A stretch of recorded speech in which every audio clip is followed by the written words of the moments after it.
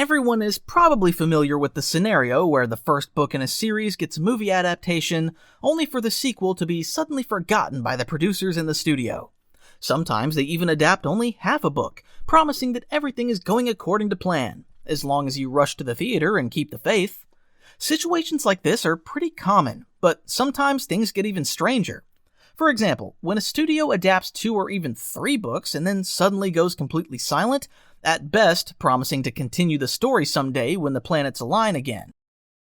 Today, let's talk about one such case, where after the release of the first movie, everyone involved couldn't stop talking about how brilliant they were, and how lucky the audience was to witness their triumph. Yet, after that triumph, things started to fall apart. Hollywood began taking an interest in Narnia in the early 1990s. At the time, a British TV series based on the C.S. Lewis books was doing fairly well on television.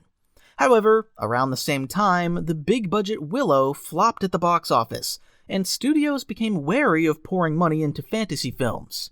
It wasn't until 10 years later, when Harry Potter and the Lord of the Rings blew up at the box office, that Hollywood producers started chasing after every more or less famous fantasy book series. The newly founded Walden Media quickly pounced on the Chronicles of Narnia and acquired the rights to all 7 books. Shortly after, Narnia went into production. It was initially set to be directed by Guillermo del Toro, who had just come off Blade 2, but del Toro is a rather unique director. Disagreeing with the restrictions imposed by the studio, he quickly left to work on the European Pan's Labyrinth, where he was allowed to do whatever he wanted.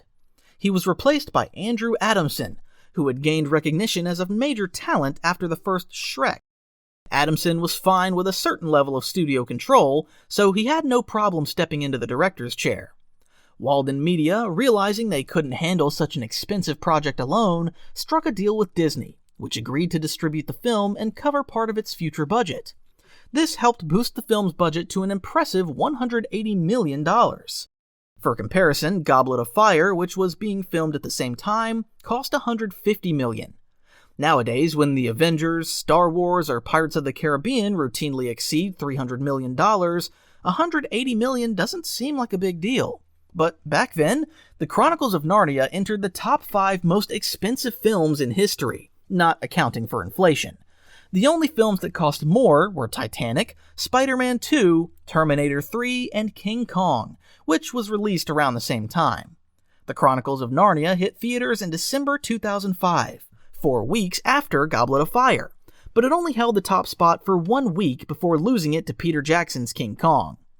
However, in the long run, Narnia outperformed King Kong, and even reclaimed the #1 position during the holiday season.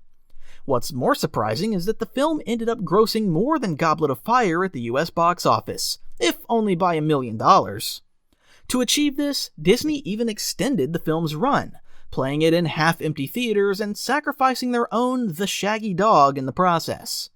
The Shaggy Dog was already sinking, so no one paid much attention to its creator's complaints. All of this just to end the year ahead of Harry Potter. This allowed the studio to loudly proclaim that Harry Potter had been defeated and was no longer worth mentioning. While Harry Potter still outgrossed Narnia globally, back then domestic box office mattered more, and that's where Harry was pushed aside. With a budget of $180 million, the Chronicles of Narnia grossed $745 million.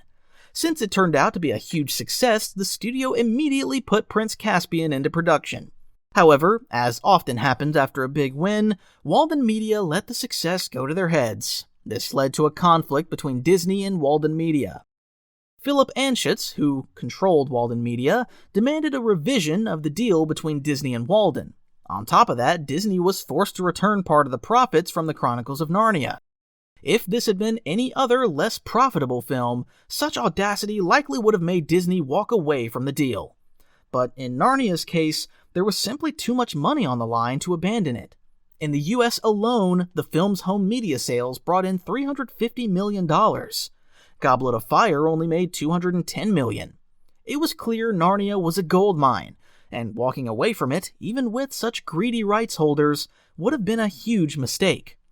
Director Andrew Adamson, having proven himself with the first Narnia, was granted more creative control on Prince Caspian. He used that control to shift the film's focus and try to appeal not only to the family audience that made the first film a hit, but also to teenagers.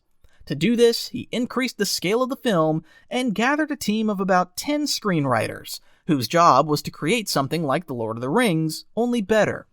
According to him, since the main characters were growing up, the target audience should grow with them. Later, he was heavily criticized for casting 26-year-old Ben Barnes in the lead role, with many believing he was too old. But Adamson claimed he had seen hundreds of thousands of mediocre young actors, and it wasn't until just before production that he discovered Barnes, who immediately stood out. That's why he saw no point in continuing to look for someone younger. Because of all these changes, the film received poor feedback at test screenings. Disney later brought up those screenings when Walden Media's executives began voicing their complaints in the press. The first Narnia hit theaters in December, which is considered the perfect time slot for fantasy films. That's why Walden Media insisted on a winter release for Prince Caspian as well. But Disney scheduled it for May 2008, a prime spot for reaching teenage audiences. This later led to various jokes about a vengeful Disney intentionally throwing Prince Caspian under the bus to punish Walden Media for their greed. However, that conspiracy theory seems highly questionable. The final budget for Prince Caspian was $225 million, part of which was covered by Disney. On top of that, Disney spent another $175 million on marketing the film, so if the theory were true, it would mean Disney launched a revenge campaign costing over $200 million, money they were supposedly willing to lose. In response to such claims, Disney pointed to Harry Potter, which had no trouble premiering both in winter and summer. Plus, since Prince Caspian was aimed more at a teenage audience, releasing it in May actually made sense. Prince Caspian opened in US theaters in May 2008, right after Iron Man, and briefly knocked Robert Downey Jr.'s film from the top spot. But just a week later, Indiana Jones premiered. Then came Kung Fu Panda, Hancock, an Adam Sandler comedy, and The Incredible Hulk. In the end, Prince Caspian and The Incredible Hulk were the ones who didn't survive the May box office bloodbath. With a budget of $225 million, Prince Caspian only grossed $420 million worldwide, a disastrous result compared to the $745 million earned by the first Narnia. Considering the film's total cost of $400 million, Walden Media and Disney likely lost around $200 million on it. Spending $175 million on marketing might sound absurd, even unbelievable. But just a year later, James Cameron's Avatar hit theaters with an official marketing budget of $250 million. And given how well the first Narnia had performed, the studio had every reason to expect a billion-dollar return. In that context, the massive expenses didn't seem unreasonable. The first Narnia performed as well as the first Transformers, and while the second Transformers made $840 million, Prince Caspian completely went off track. If it had stayed on course, all those costs would have easily paid off, which is probably what the studio had been counting on. Filming for The Voyage of the Dawn Treader was supposed to begin in October 2008, but due to Prince Caspian's disappointing box office, it only made $90 million on home video, by the way, production was delayed until 2009. Rumors suggest Disney might have remained involved with the franchise despite tensions and Caspian's failure, but Disney refused to approve the proposed budget for Dawn Treader, insisting it not exceed $100 million. They also demanded a revision of all the perks Walden Media had received after the success of the first film. The two companies couldn't come to terms, and Disney dropped the franchise. 20th Century Fox stepped in. Some say Andrew Adamson lost the director's chair because of Prince Caspian's failure. In reality, 70-year-old Michael Apted had already been chosen to direct the third film while Caspian was still in production. Originally, The Voyage of the Dawn Treader was supposed to start production in late 2007 and hit theaters in 2009. Since Adamson was still working on Prince Caspian in 2007, he couldn't take on another project. Technically, after all the delays, he could have returned by 2009, but by that point, Caspian's underperformance likely played a role, and the studio conveniently ignored the fact that he was available. After all, part of the blame for the drop in audience interest was placed on his creative choices. Dawn Treader had a production budget of $140 million, plus an additional $15 million for reshoots and 3D conversion, since releasing a film in standard format was no longer an option after Avatar. Everyone expected this would boost revenue by 20 to 30% due to higher ticket prices. This time, the film premiered in the coveted December slot, and December 2010 turned out to be a strange month.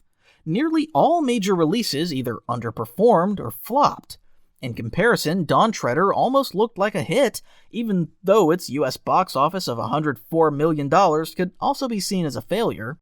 But things went even worse for Tron Legacy, a $170 million budget, Gulliver's Travels, $112 million, Yogi Bear, $80 million, and The Tourist, $100 million. Like Dawn Treader, The Tourist was rescued by its international earnings, although calling Dawn Treader rescued may be a bit of a stretch. The third Narnia film, with a total budget of $155 million, grossed $415 million worldwide. There's no confirmed information about marketing costs. It's possible they were modest, and that the studios made a small profit from the box office. The 3D release helped too. Even though Prince Caspian made $420 million and Dawn Treader brought in $415 million, the actual number of moviegoers dropped significantly after Caspian. Once you factor out the inflated prices of 3D tickets, the difference in audience turnout could easily be closer to $100 million than just $5 million, a clear sign the franchise had become a walking corpse. Maybe the problem was how profits were split between studios. While Disney took the biggest loss with Prince Caspian, Walden Media probably took the hit on Dawn Treader. As for Fox, they've long had a reputation as one of the stingiest studios in Hollywood, so it's quite possible they managed to earn just enough to buy a few lollipops. Either way, Walden Media chose not to produce another Narnia film, and sold the rights without regret. The Silver Chair, which was supposed to be the fourth film, popped up in the news several times. Producer Mark Gordon, who had taken over the franchise, often repeated the usual lines about how production was starting soon and how they had an amazing script that everyone loved. That amazing script never made it to production, and the rights to the Chronicles of Narnia eventually landed with Netflix. As always, the streaming giant promised to turn the franchise into an entire universe of films, TV shows, and animated projects, all with the unmatched quality Netflix is known for. They assured fans there was nothing to worry about, pointing to the success of The Witcher as proof. There will be no connection to the old films. The company announced a full reboot. The first Narnia film is scheduled for release in 2026 and is currently in development. Thanks for watching, and stay tuned.